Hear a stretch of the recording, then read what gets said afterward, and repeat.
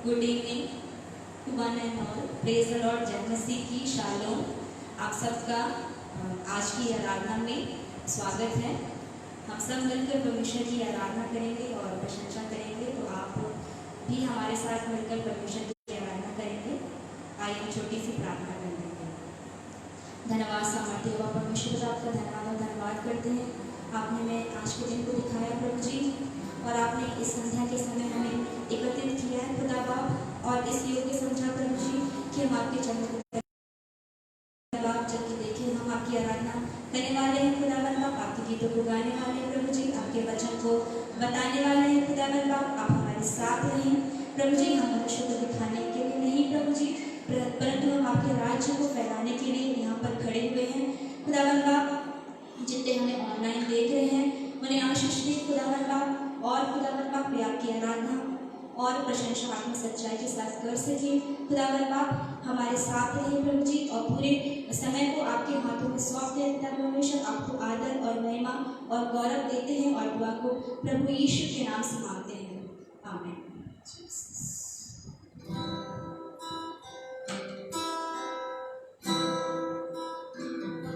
Hallelujah. आइए हम प्रभु की महिमा के लिए कुछ गीत पूरा से इसको गाएंगे।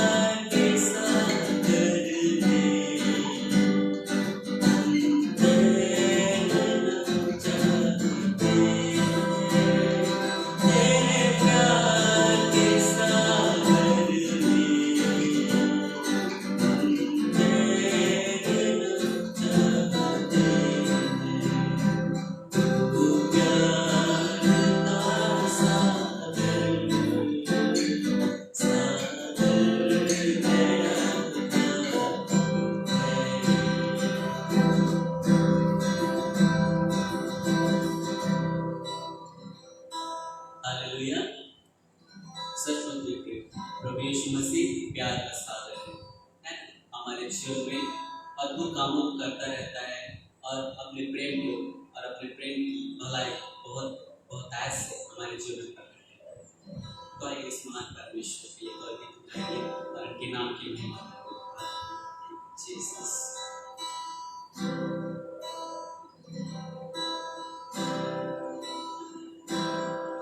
तेरी स्तुति मैं करूं, आराधना करूं दिल से, दिल से।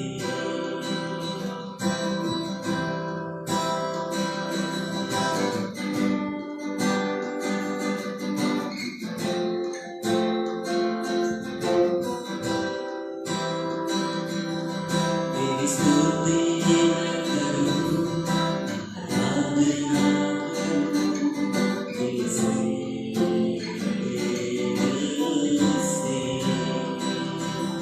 तेरी स्तुति मैं करूं, आराधना करूं दिल से, दिल से। मेरी सांस में तेरा नाम है, मेरी सांस में तेरा नाम है। हे प्रभु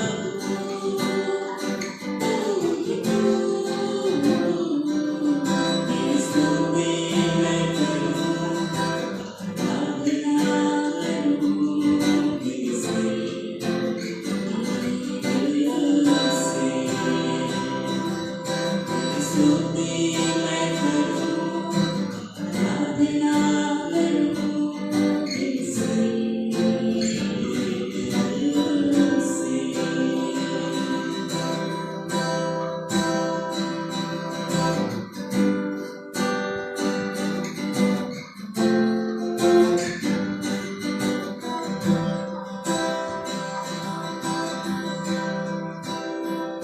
जहाँ मेरी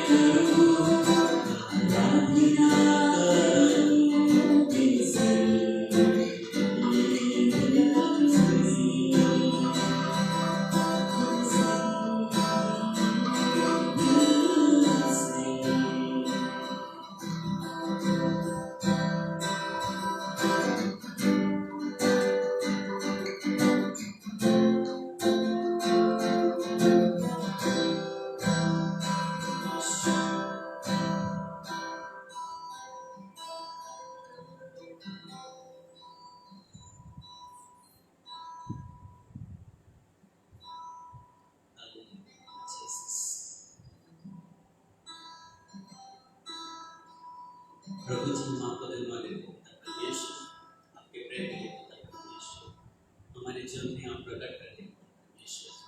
मैं प्रार्थना करता हूँ पिता परमेश्वर, हर एक लोग के जो प्रभु जी ऑनलाइन हमसे जुड़े हुए प्रभु जी यीशु के नाम से पिता परमेश्वर, जब आपका वचन बोया जाता है प्रभु जी होने दो पिता परमेश्वर, वो वचन सभी के जीवन में काम करने पाए, हर एक सुनने वाले के जीवन में काम करने पाए पिता परमेश्वर, और उस वचन के द्वारा वो अपने जीवन को व्यतीत करने पाए पिता परमेश्वर। धन्यवाद देते पिता परमेश्वर, सुंदर समय प्रभु जी आगे के पिता परमेश्वर वचन को बोया जाना आपके हाथों में सौंपते प्रभु जी, और धन्यवाद के साथ प्रभु जी प्रार्थना परमेश्वर मसीह के नाम से।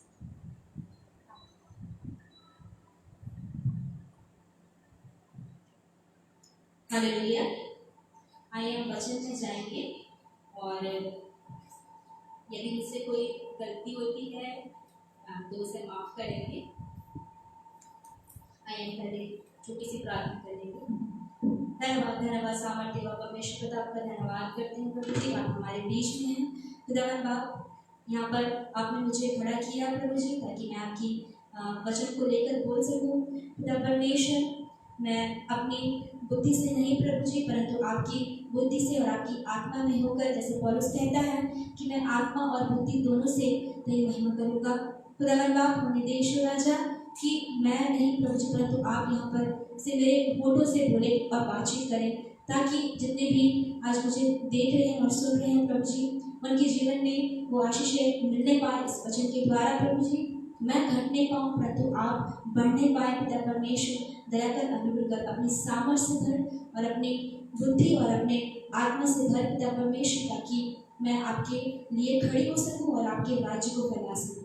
दुआ यीशु के नाम से मांगते हैं, आमीन।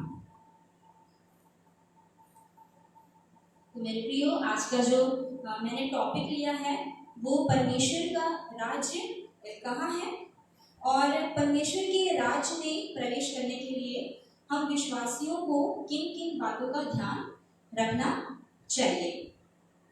तो परमेश्वर का राज्य स्वर्ग में है, और परमेश्वर का राज्य इस पृथ्वी पर भी है। और यीशु मसीह स्वयं इस धरती पर आए और उन्होंने कहा कि स्वर्ग का राज्य निकट है, और वो पृथ्वी पर आकर ही स्वर्ग के परमेश्वर के राज्य के बारे में प्रचार किए हैं। बहुत सारी चीज़ों से और उदाहरण देकर पैराबल से परमेश्वर के राज्य की यीशु मसीह ने तुलना की है। तो मत्ती 6 उसके 10 आयत में इस तरह लिखता है, और यीशु मसीह ने स्वयं कहा है प्रभु की प्रार्थना में कि तेरा राज्य आए, तेरी इच्छा जैसे स्वर्ग में पूरी होती है वैसे पृथ्वी पर भी हो।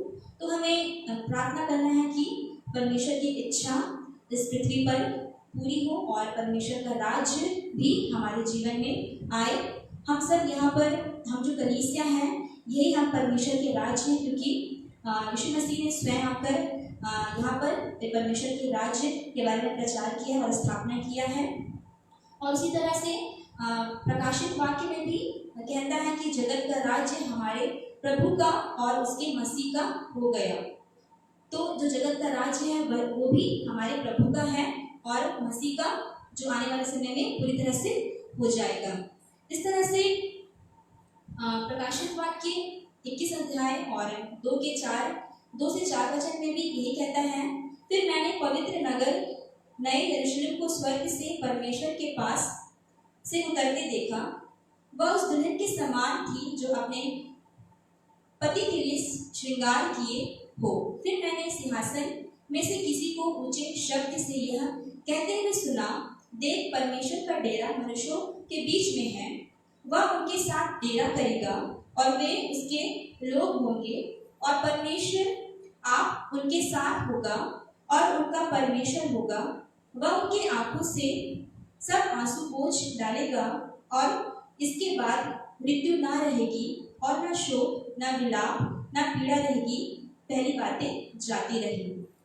तो मेरे प्रियो, यहाँ पर परमेश्वर का वचन कहता है कि उसका डेरा, वह उनके साथ डेरा करेगा। मतलब परमेश्वर पिता हमारे साथ डेरा करते हैं। हमारा परमेश्वर का राज्य हमारे बीच में ही है।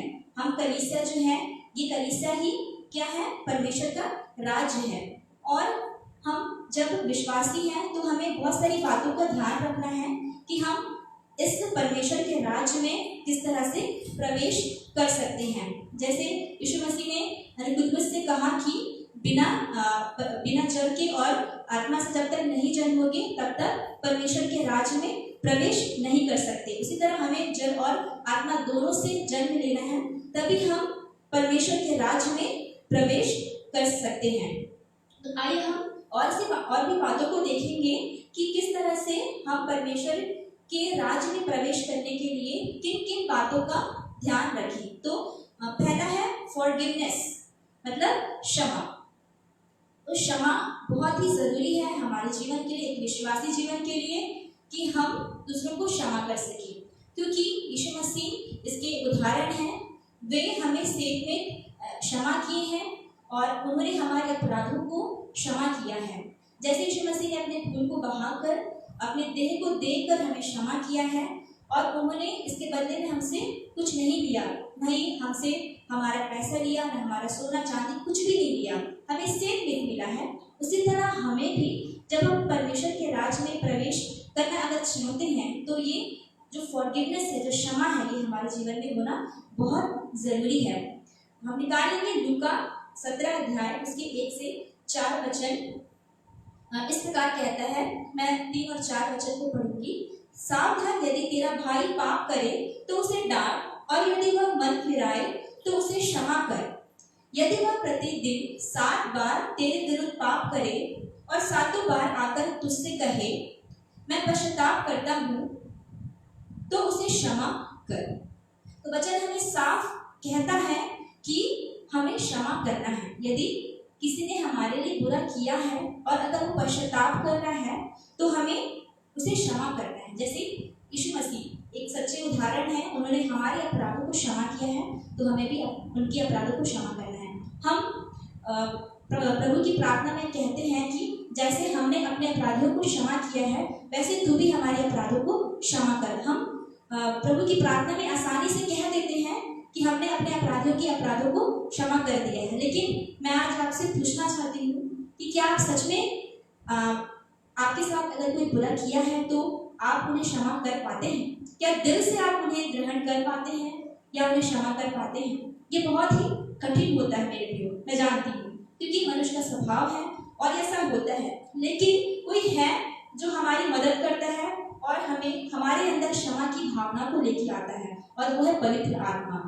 यदि पवित्र आत्मा हमारे जीवन में है तो हम किसी को भी क्षमा कर सकते हैं। इसलिए यदि हम किसी को क्षमा करना चाहते हैं तो पहले पवित्र आत्मा का हमारे जीवन में होना बहुत जरूरी है, क्योंकि पवित्र आत्मा हमें सामर्थ देता है और हम दूसरों को क्षमा कर पाते हैं।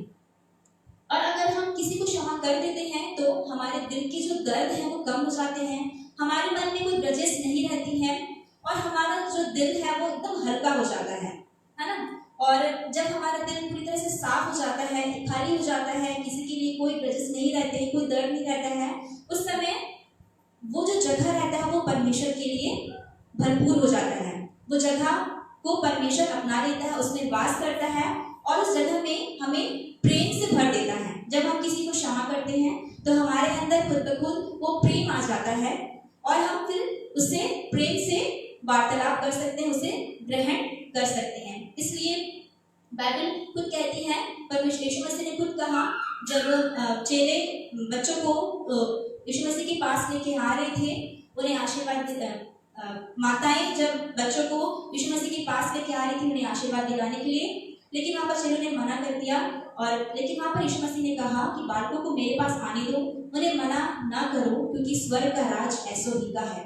मतलब यीशु मसीह ने कहा कि बालकों को मेरे पास आने दो, उन्हें मना मत करो, क्योंकि स्वर्ग का राज ऐसो ही का है। मतलब जो बालक होते हैं, जो बच्चे होते हैं, उनका हृदय साफ होता है, उनके अंदर किसी के प्रति कोई ग्रजेस नहीं रहते हैं, वो हर चीज को भूल जाते हैं। वैसे ही हमें भी बालकों के समान बनना है और हमें दूसरों को क्षमा करना है। यदि हम क्षमा करते हैं तो स्वर्ग की आशीषें हमारे लिए खुल जाती हैं। यदि हम किसी को क्षमा नहीं करते हैं तो स्वर्ग की आशीषें हमारे लिए रुक जाती है। बहुत सारे ऐसे होंगे जो किसी को क्षमा नहीं कर पा रहे होंगे, चर्च में होंगे या फिर परिवार में होंगे, वे बात तो करते होंगे एक दूसरे से, लेकिन उनके मन में खुदा जानता है कि वो क्या सोचते हैं, है ना। और वो जो सोचते हैं वही जानते हैं कि वो दूसरे के लिए क्या सोच रहे हैं। लेकिन परमेश्वर मन का जांचने वाला है ना। और अगर हम क्षमा नहीं करते हैं तो हमारी आराधना कोई काम की नहीं है। तो हमें सबसे पहले अपने अपराधों के लिए खुद परमेश्वर से क्षमा मांगनी है, और दूसरी चीज कि यदि आपके साथ किसी ने बुरा किया है तो आपको भी उसे क्षमा कर देना है, और इसका प्रतिफल परमेश्वर आपको देगा और आपके जीवन में बड़े बड़े काम प्रकट होंगे। आइए हम और भी बातों को देख लेंगे कि हमें परमेश्वर के राज्य में प्रवेश करने के लिए और किन बातों का ध्यान रखना चाहिए। और दूसरा है विश्वास, फेथ। और इसके लिए मैं वचन में से पढ़ लूंगी लूका उसका 17 अध्याय 5 और 6 वचन। और यीशु मसीह इस तरह से अपने चेलों से कहते हैं, यदि तुम में राई के दाने के बराबर विश्वास होता और तुम इस शहतूत के पेड़ से कहते उखड़कर समुद्र में लग जा, तो वह तुम्हारी मान लेता। तो हम विश्वासियों के लिए विश्वास बहुत ही महत्वपूर्ण है ना। बिना विश्वास के हम वो आशीषों को नहीं पा सकते हैं, उन आश्चर्य कर्मों को अपने जीवन में नहीं देख सकते हैं। इसलिए हमारे विश्वास की तुलना यीशु मसीह ने उस राई के दाने के बराबर करी है। हमारे लिए इस विश्वास को बहुत ही सरल बना दिया है। उन्होंने ये नहीं कहा कि तुम्हारा विश्वास पहाड़ के समान हो या फिर किसी और चीज के समान हो जो बहुत बड़ी है, तब हमारा विश्वास करना बहुत ही मुश्किल हो जाता। लेकिन यीशु मसीह ने इस चीज को कितना सरल कर दिया है कि हमारा जो विश्वास है वो राई के दाने, राई तो आप सभी जानते हैं कि वो कितना छोटा होता है। यदि हमारा विश्वास परमेश्वर पर, उसके कार्यों पर राई के दाने के बराबर भी अगर होता है तो हम उसके आश्चर्य कर्मों को देख सकते हैं। वचन इसमें इस प्रकार कहता है कि तुम इस शहतूत के पेड़ से कहते उखड़कर समुद्र में लग जा, तो वह तुम्हारी मान लेता।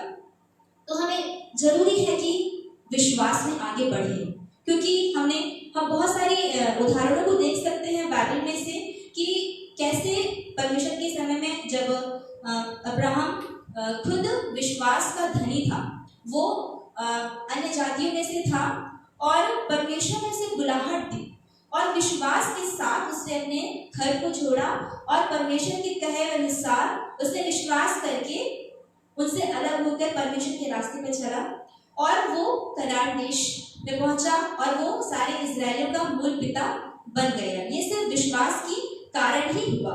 उसी तरह हम और भी देखते हैं सारपत की विधवा। जब एलिया सारपत की विधवा से मिलता है, उस समय इजराइल में 3.5 वर्ष का अकाल पड़ा रहता है और वहां पर कोई वर्षा नहीं होती रहती है। और उस समय आपको ये स्टोरी अच्छे से पता है कि एलिया बोलता है कि जाकर मेरे लिए रोटी बनाकर लेके आ। पहले पानी के लिए बोलता है, फिर बाद में रोटी के लिए बोलता है। लेकिन सारपत की विधवा बोलती है कि मेरे पास कुछ भी नहीं है, घड़े में मुट्ठी भर थोड़ा सा आटा है और कुपी में थोड़ा सा तेल है, उसे हम खाएंगे और हम मर जाएंगे। लेकिन यहाँ पर उस भविष्यवक्ता की बात को मानती है। एलिया बोलता है कि जा पहले मेरे लिए लेके आ, उसके बाद फिर अपने लिए सोचना। और इस तरह से वो उसकी आज्ञा को मानती है, विश्वास करती है, क्योंकि जो वचन निकला था वो भविष्यवक्ता के मुंह से निकला था। और फिर विधवा ने वैसा ही किया जैसे एलिया ने उसे करने को कहा था। और मेरे प्रियो, उसके विश्वास के कारण, जो ओबीडियंस थी, विश्वास के कारण ही उसे ना किसी चीज की कमी हुई उस 3.5 वर्षों में। और उस अकाल में उस विधवा को कोई घटी नहीं हुई, कोई कमी नहीं हुई। अगर हम विश्वास करते हैं परमेश्वर के कार्य पर, तो हमें किसी भी चीज की कमी नहीं होगी मेरे प्रियो। जैसे कि अभी आज के डेट में हम जिस दौर से गुजर रहे हैं और अभी महामारी फैली हुई है, लेकिन हम विश्वास करेंगे परमेश्वर पर, है ना, और उसके हर एक आज्ञा को अगर मानते हैं तो हमारे जीवन में परमेश्वर की आशीष बनी रहेगी। जैसे सारपत की विधवा आशीषित हुई, जैसे अब्राहम आशीषित हुआ विश्वास के द्वारा, उसी तरह हम भी आज के समय में परमेश्वर पर विश्वास करके ही आशीषित हो सकते हैं। बिना विश्वास के हम कुछ भी नहीं कर सकते। आइए मेरे प्रियो और तीसरी बातों को देख लेंगे, ओबीडियंस, आज्ञाकारिता। आज्ञाकारिता से भी हम परमेश्वर के राज में प्रवेश कर सकते हैं, है ना। अगर हम परमेश्वर के राज में प्रवेश करना है तो हमको आज्ञाकारी बनना बहुत जरूरी है। और इस वचन को मैं लेकर बोलूंगी, यूहन्ना 14 अध्याय उसका 23 वचन। यीशु ने उत्तर देते हुए उससे कहा, यदि कोई मुझसे प्रेम करता है तो वह मेरे वचन का पालन करेगा और मेरा पिता उससे प्रेम करेगा और हम उसके पास आएंगे तथा उसके साथ निवास करेंगे। तो तीसरा पॉइंट है आज्ञाकारिता। हमें ओबीडियंट होना है, ओबीडियंस बनना है। जैसे हम अपने माता पिता की आज्ञाओं को मानते हैं और वो जो कहते हैं अगर हम वैसा करते हैं तो हमारे माता पिता हमसे खुश होते हैं। उसी तरह हमारा जो स्वर्गीय पिता है वो भी हमसे चाहता है कि हम भी उसकी आज्ञा को माने, ओबीडियंस बने। और इसलिए यीशु उनसे कहता है कि यदि कोई मुझसे प्रेम करता है तो वह मेरे वचन का पालन करेगा, है ना। बिना प्रेम के हम किसी की आज्ञा का पालन नहीं कर सकते। अगर हम किसी से प्रेम करते हैं तो उसकी आज्ञाओं का पालन करते हैं। यदि आप परमेश्वर से का पालन कर रहे हैं, इसका मतलब ये कि आप परमेश्वर से प्रेम करते हैं। तो मेरे प्रियो कि हमें ओबीडियंट होना है। फिर कहता है कि और मेरा पिता उससे प्रेम करेगा और हम उसके पास आएंगे तथा उसके साथ निवास करेंगे, है ना। और अगर हम परमेश्वर की आज्ञा को मानेंगे तो जो स्वर्गीय पिता है वो भी हमसे क्या करेगा, वैसे ही प्रेम करेगा और हम उसके पास आएंगे। मतलब पिता, पुत्र और पवित्र आत्मा तीनों हम उसके पास आएंगे तथा उसके साथ निवास करेंगे। क्योंकि वचन कहता है कि तुम्हारा हृदय ही परमेश्वर का मंदिर है, तुम्हारा देह ही पवित्र आत्मा का मंदिर है।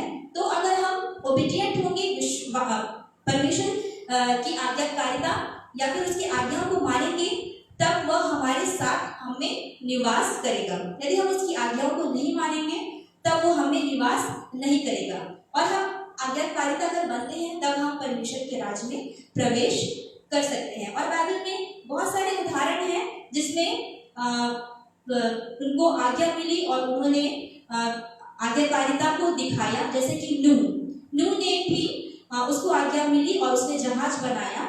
और उस समय जहाज किसी ने नहीं बनाया था, लेकिन उसने विश्वास किया और विश्वास के साथ उसने उस आज्ञा को भी माना। उसने परमेश्वर पर विश्वास किया और परमेश्वर ने उसे कहा और उसने वैसा ही किया। अगर हम ओबीडियंट होते हैं, आज्ञाकारिता को, उसकी आज्ञा को मानते हैं, तब हमारे जीवन में कोई समस्या नहीं आती है। उस समय में ऐसा हुआ था कि लोगों ने उस पर विश्वास नहीं किया और नूह ने परमेश्वर की आज्ञा के अनुसार उस जहाज को बनाया।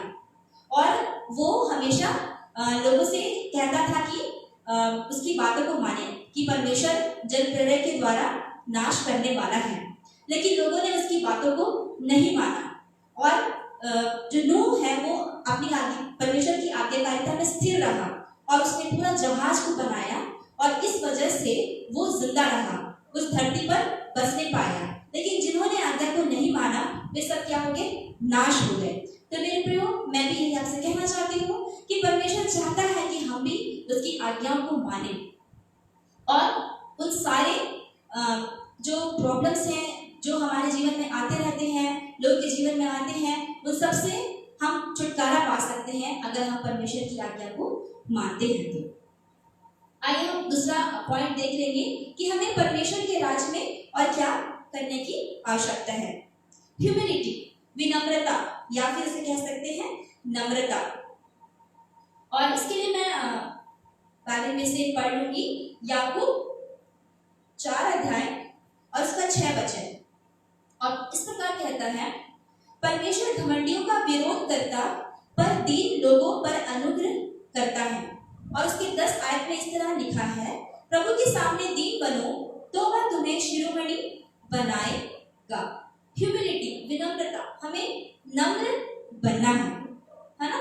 और वचन भी कहता है कि परमेश्वर घमंडियों का विरोध करता जो घमंड से भरे रहते हैं, परमेश्वर उनका साथ नहीं देता है, उनका विरोध करता है ना। अगर यहाँ हम घर में हैं और हमारा कोई विरोध करता है तो हमें बहुत बुरा लगता है ना। उसी तरह अगर हम परमेश्वर हमारा विरोध करने लगे तो हम क्या करेंगे, परमेश्वर से लड़ाई करने लगेंगे कि परमेश्वर हमारा विरोध क्यों करे, हमारे ऊपर क्यों समस्याएं आ रही हैं। उस समय हमें अपने आप को जांचने की जरूरत है कि हम कहाँ पर चूक रहे हैं, और हमें जांचना है कि कहीं हम घमंडी तो नहीं हो गए हैं। हमें परमेश्वर के सामने दीन बनना है, क्योंकि वचन आगे इस तरह कहता है, प्रभु के सामने दीन बनो तो वह तुम्हें शिरोमणि बनाएगा। यदि हम प्रभु के सामने दीन और नम्र बनते हैं तो वो हमें शिरोमणि बनाता है, वो हमें ऊंचे स्थान पर लेके जाता है, जैसा उसने यूसुफ के साथ किया, जैसा उसने दानियल के साथ किया। यूसुफ को उसके भाइयों ने गड्ढे पे डाल दिया था, ठीक है, लेकिन परमेश्वर ने उसे उठाकर क्या किया, प्रधानमंत्री बनाया। उसी तरह दानियल के बारे में भी जानते हैं कि वो भी ऊंचे स्थान पर पहुंचाया गया, उसको भी इज्जत और ऑनर मिला। इसलिए प्रभु कहता है कि हमें क्या करना है, दीन बनना है। अगर हम दीन बनेंगे तो परमेश्वर हमें शिरोमणि बनाएगा, वो हमें वो ताज पहनाएगा। और वचन और क्या कहता है, मत्ती 5 उसके 5 अध्याय में, नम्र लोग पृथ्वी के अधिकारी होंगे। वचन ये नहीं कहता कि घमंडी लोग पृथ्वी के अधिकारी होंगे, लेकिन वचन कहता है नम्र लोग पृथ्वी के अधिकारी होंगे। यदि आपके जीवन में नम्रता है, यदि मेरे जीवन में नम्रता है, तो हम पृथ्वी के अधिकारी होंगे, वचन साफ कहता है। इसलिए मेरे प्रियो, आज की शाम हमें देखना है कि हम सचमुच में क्या अपने चीजों के ऊपर, अपने समाज के ऊपर, लोग आज अपने घरों के ऊपर, अपने गाड़ियों के ऊपर, अपने सोना चांदी सबके ऊपर घमंड करते हैं, लेकिन ये प्रभु के सामने ये सब क्या है, व्यर्थ है, उसके सामने ये कुछ भी नहीं है। प्रभु तो मन को जांचने वाला परमेश्वर है। हमें नम्र दिल बनना है और कहना है कि प्रभु ये तेरा सब कुछ है, हम तो कुछ भी नहीं, हम तो तेरे बनाए हुए, तेरे हाथों की बनाए हुए हम मनुष्य हैं। और वचन इस तरह और भी कहता है कि विनाश से पहले घमंड और महिमा से पहले नम्रता होती है। एक विनाश का कारण जो है वो घमंड भी हो सकता है। यदि कोई विनाश हो गया, यदि कोई गिर गया है किसी भी चीज को लेकर, तो इसका एक कारण ये भी हो सकता है कि अगर इंसान के जीवन में घमंड आ रहा है तो वो बाद में फिर वो उसके विनाश का कारण हो सकता है। और साथ में ये भी लिखा है कि महिमा से पहले नम्रता होती है। यदि किसी को ऑनर मिल रहा है, किसी को महिमा मिल रही है, इसका मतलब ये है कि वो इंसान क्या है, नम्र है, उसका जो दिल है, उसका जो हृदय है वो नम्र से भरा हुआ है। जैसे यीशु मसीह को ही देख लीजिए कि वो एक नम्र मेमने की तरह वो हमारे लिए अपने आप को, अपनी जान को दे दिया, वो कुर्बान हो गया। और जब उसके ऊपर कोड़े मारे जा रहे थे और जब उसके सर पे कांटों का ताज पहनाया गया था, उसे थूक रहे थे और उसे अपमानित कर रहे थे, फिर भी वो वहां पर शांत रहा, नम्र रहा और उसने हमारे लिए उस दर्द को सहा। लेकिन बाद में उसे इतनी महिमा मिली कि वो स्वर्ग पर उठा लिया गया। पवित्र आत्मा ने उसकी मदद किया और वो परमेश्वर के पास पहुंचाया गया। सिर्फ एक ही है जो स्वर्ग पर पहुंचाया गया, वो सिर्फ कौन है, यीशु मसीह है, जो स्वर्ग तक पहुंचाया गया। इसलिए मेरे प्रियो, हमें भी यीशु मसीह का उदाहरण लेके कि वो कितना नम्र था, हमें भी वैसा नम्र बनना है। एक विश्वासी के लिए बहुत ही महत्वपूर्ण है कि वो नम्रता से भरे रहे, क्योंकि महिमा पाने से पहले क्या होती है, नम्रता होती है। यदि आज शाम को अगर आप अपने हृदय को जांचें और परखें और कहें कि प्रभु जी मुझे नम्र बना, तो आने वाले समय में प्रभु आपको महिमा से भर देगा, वो आपको शिरोमणि बनाएगा और सारी दुनिया के लोग आपको देखेंगे और कहेंगे कि सचमुच ये परमेश्वर का आज्ञाकारी बेटा है और वो बेटी है। आइए हम दूसरे पॉइंट पे जाएंगे कि हमें परमेश्वर के राज्य में प्रवेश करने के लिए और क्या करना चाहिए, किन बातों का ध्यान रखना चाहिए, और वो है धन्यवादी या फिर थैंकफुलनेस। हमें धन्यवादी बनना है ना।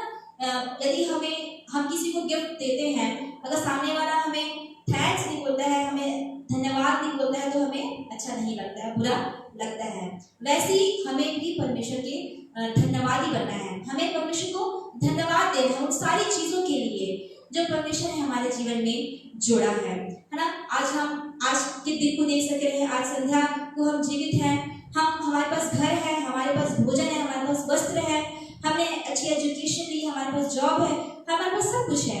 ये हमें किसने दिया है? ये सिर्फ खुदा है जो हमें दिया है। इसलिए हमें प्रतिदिन परमेश्वर को धन्यवाद देना है। और मैं वचन में से देख लूंगी लूका उसका 17 अध्याय और उसके 11 से 19, और वचन इस तरह कहता है, एक विश्वासी को धन्यवादी बनना है, धन्यवाद देना है उन सारी चीजों के लिए जो परमेश्वर ने हमारे लिए किया है।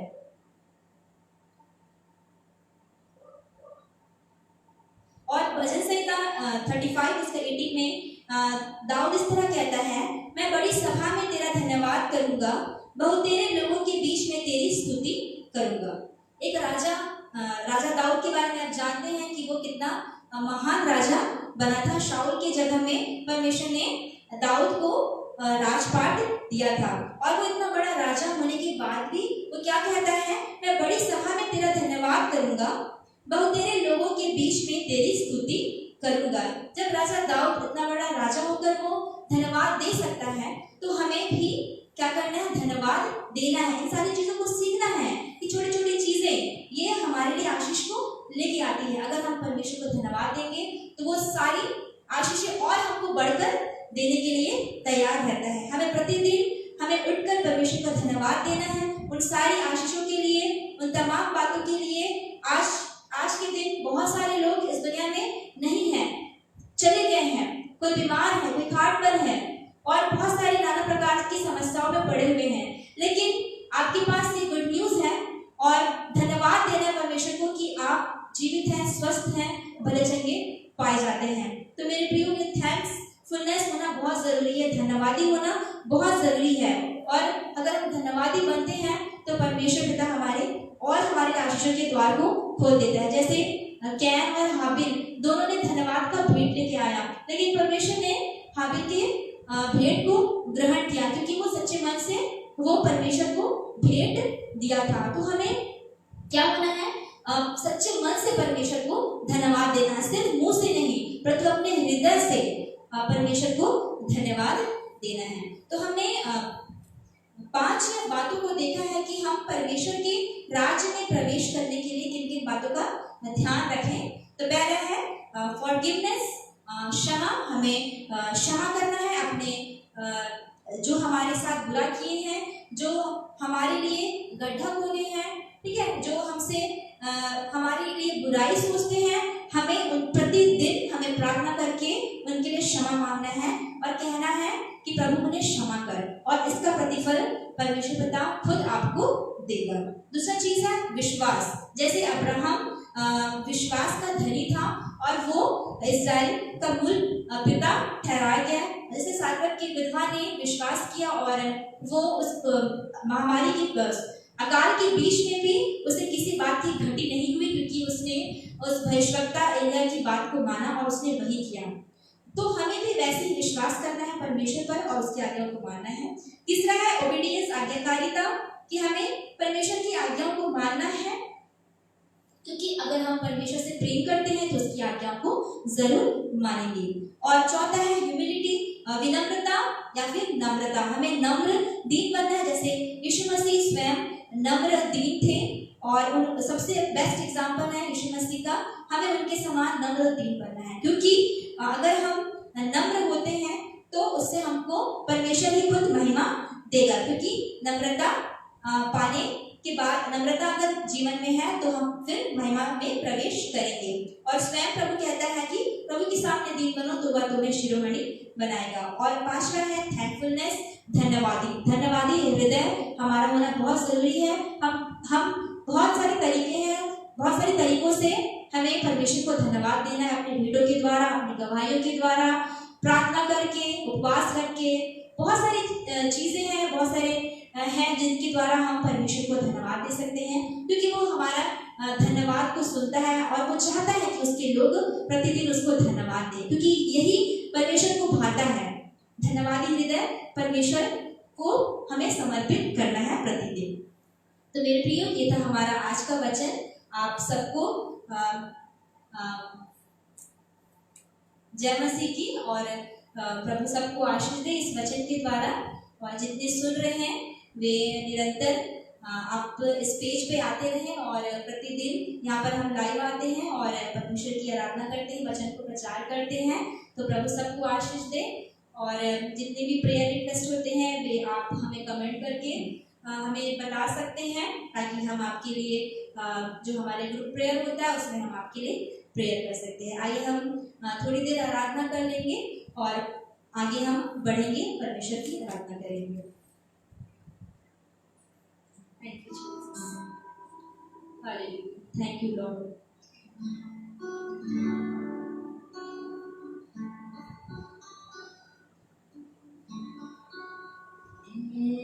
खुदा तेरी शरण सबसे प्यारी है, तेरे बिना हर पल यहाँ अधूरा लगता है। खुदा तेरी शरण सबसे प्यारी है, तेरे बिना हर पल यहाँ अधूरा लगता है, अधूरा लगता है। तेरे शरण में कितने लोग आते जाते हैं, तेरे शरण में कितने लोग आते जाते हैं। कोई आता कोई जाता, कोई भूल जाता, कोई आता कोई जाता, कोई भूल जाता। ले चल मुझे तू वहीं जीवन की राहों पर, मिटती हूँ मैं कुछ भी नहीं, तेरे हाथों की है खुदा तेरी शरण सबसे प्यारी है, तेरे बिना हर पल यहाँ अधूरा लगता है। टूटे हुए दिल तेरी शरण में खुशियाँ पाते हैं, टूटे हुए दिल तेरी शरण में खुशियाँ पाते हैं।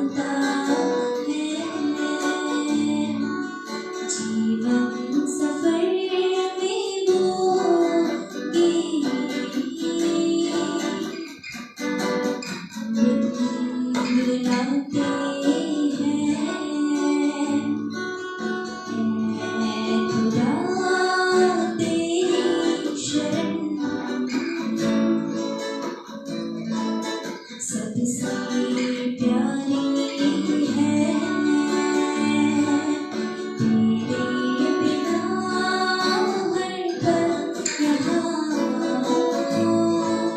अधूरा लगता है अधूरा लगता है अधूरा लगता है। Thank you Jesus, hallelujah. धन्यवाद धन्यवाद धन्यवाद सामर्थ्य हो परमेश्वर पिता, आपका धन्यवाद करते हैं खुदावन बाप आज की संध्या के लिए पिता परमेश्वर जो आपने हमें दिया है। खुदावन बाप आपका धन्यवाद करते हैं उन सारे लोगों के लिए जो आज हमें लाइव देखे हैं पिता परमेश्वर, उन सबको आशीष दे, बरकत दे खुदावन बाप, उन्हें दे पिता परमेश्वर उनके जीवन से हर एक परेशानी को दूर कर खुदावन बाप, आपके भय में, आपके विश्वास में, आपकी ओबीडियंस में, आपकी आज्ञाकारिता में, आपकी फेथफुलनेस में प्रभु जी, आपके थैंक्स गिविंग में पिता परमेश्वर हर बातों में उन्नति करते जाए खुदावन बाप। आप उनको उनका प्रतिफल जरूर देंगे पिता परमेश्वर, जिन्होंने समय निकाल कर खुदावन बाप आज आपके वचनों को सुना है प्रभु जी, और आज की आराधना में जो अपने हिस्से को दिया है प्रभु जी, अपने भागीदारी को दिया है पिता परमेश्वर, उन्हें बहुतायत की आशीष से भर दे खुदावन बाप। उन्हें दे पिता परमेश्वर हर एक के परिवार में आपकी शांति, आपकी चंगाई, आपका सामर्थ्य प्रभु जी निवास करने पाए। हर एक को पवित्र आत्मा से भर प्रभु जी, अपनी सामर्थ्य से भर पिता परमेश्वर, जिन्होंने आज के समय में प्रभु जी जो बहुमूल्य समय को आपको दिया है प्रभु जी, उन्हें बहुतायत की आशीषों से भरे प्रभु जी। प्रेयर सिंगर चर्च को ब्लेस कर, या प्रेसिडेंट चर्च के पासवान को, उनके परिवार को ब्लेस कर पिता परमेश्वर, जो आपकी सेवकाई कर रहे हैं प्रभु जी, जो निरंतर खुदावन बाप आपके वचन को फैला रहे हैं, आपके राज्य को फैला रहे हैं पिता परमेश्वर, इस धरती पर रहकर खुदावन बाप उन्हें बहुतायत की आशीषों से भरपूर कर पिता परमेश्वर के जीवन के द्वारा, उनके सेवकाई के द्वारा प्रत्येक आशीष को प्राप्त करें और आपके नाम की महिमा कर सके। खुदावन बाप धन्यवाद प्रभु जी कि आप हमारे साथ हैं और हमेशा हमेशा साथ रहेंगे। आपका धन्यवाद करते हैं और दुआ को प्रभु यीशु के नाम से मांगते हैं, आमीन। Praise the Lord, hallelujah.